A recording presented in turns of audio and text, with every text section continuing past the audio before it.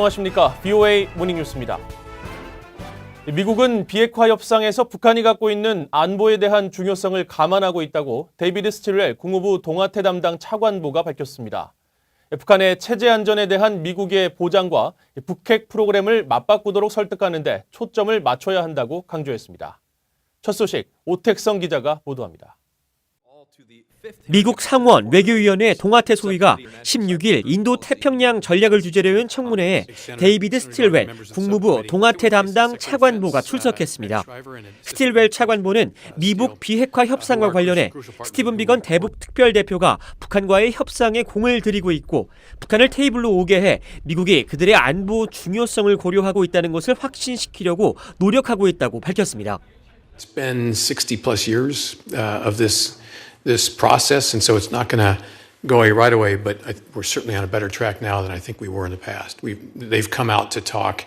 We need to encourage them to continue doing that.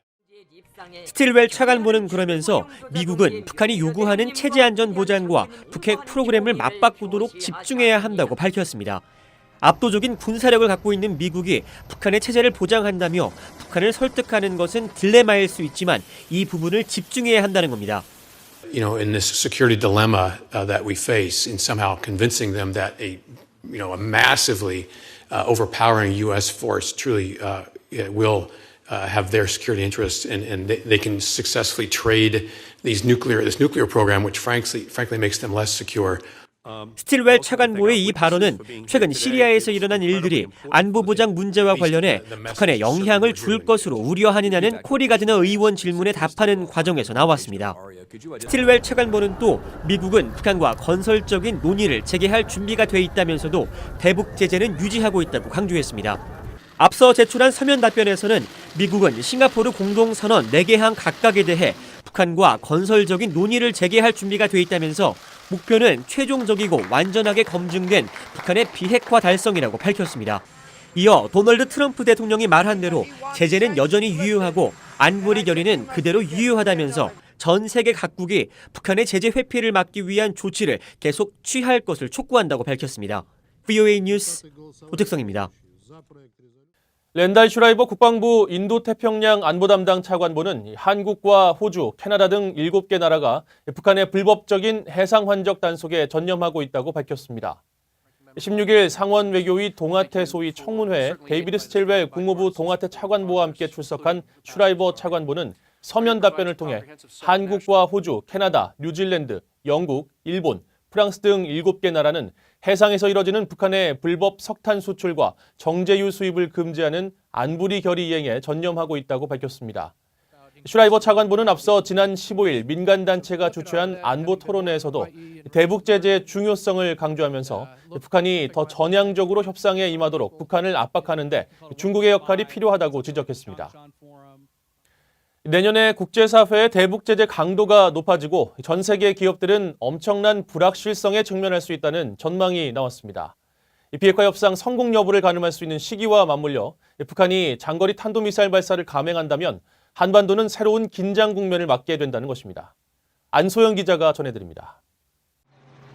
영국에 본사를 둔 국제위기자문업체 컨트롤 리스크는 16일 공개한 2020년 글로벌 제재 지형도에서 내년 한반도 전망과 관련해 북한 비핵화 협상 리스크에 주목했습니다.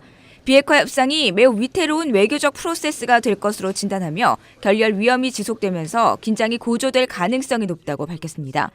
그러면서 2020년은 미북 비핵화 협상의 성패를 가늠할 해가 될 것이며 이와 맞물려 북한이 장거리 탄도미사일 실험에 나선다면 한반도는 새로운 긴장 국면을 맞이할 것이라고 분석했습니다. 컨트롤 리스크는 또 미국과 유럽연합 등의 경제 제재를 강하게 받는 5개국으로 베네수엘라와 시리아, 이란, 쿠바에 이어 북한을 꼽았습니다. 그러면서 트럼프 행정부는 2016년 북한의 핵실험과 탄도미사일 발사로 최대 압박 캠페인을 벌였지만 2018년 시작된 대북 관여가 한국과 중국 정부의 제재 완화 움직임으로 이어졌다고 설명했습니다. 다만 북한의 실질적인 비핵화 조치가 있기 전까지 대북 압박을 유지한다는 것이 국제사회의 입장이라고 덧붙였습니다. 만약 협상에 큰 진전을 이뤄 일부 제재가 완화되더라도 북한은 여전히 극도로 복잡하고 위험한 투자처가 될 것이라고 지적했습니다. 또 각국에 대한 경제 제재로 세계 기업들이 불확실성이라는 위험 요소를 안고 있다고 평가했습니다. 한편 미국은 동맹국들의 독자 제재를 장려하는 추세라고 컨트롤 리스크는 밝혔습니다.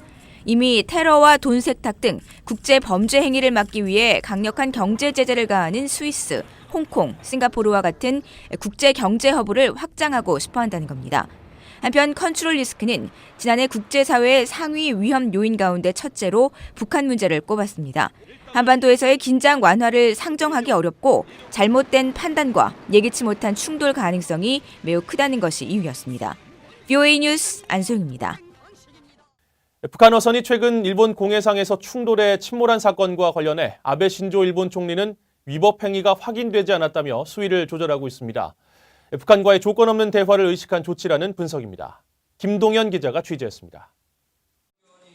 아베 신조 일본 총리는 15일 일본 의회에 출석해 지난 7일 일본 단속선과 북한 어선 충돌 사건과 관련해 북한 어선의 위법 조업은 확인되지 않았다고 밝혔습니다. 또 충돌 이후 침몰한 북한 선박에서 구조한 북한 측 승조원들을 모두 돌려보낸 것도 사건이 공해상인 배타적 경제 수역에서 발생한 것이라며 어업주권법을 토대로 한 납포 사안은 아니었다고 말했습니다. 我が国排他的経済水域内ではありましたが、これは領海ではなかった。ですから先ほど比べられた事案とは違う、明確に違う。 일본 야당 측은 정부의 대응 수위가 낮았다고 비판한 가운데 아베 총리의 이런 발언은 북일 정상회담을 의식한 것이라는 해석이 나왔습니다. 납북자 문제 해결을 위해 조건 없는 정상회담을 제안한 아베 총리에게 이번 사건은 북한과의 갈등을 줄이면서 대화를 시작할 수 있는 좋은 계기가 될 수 있다는 겁니다.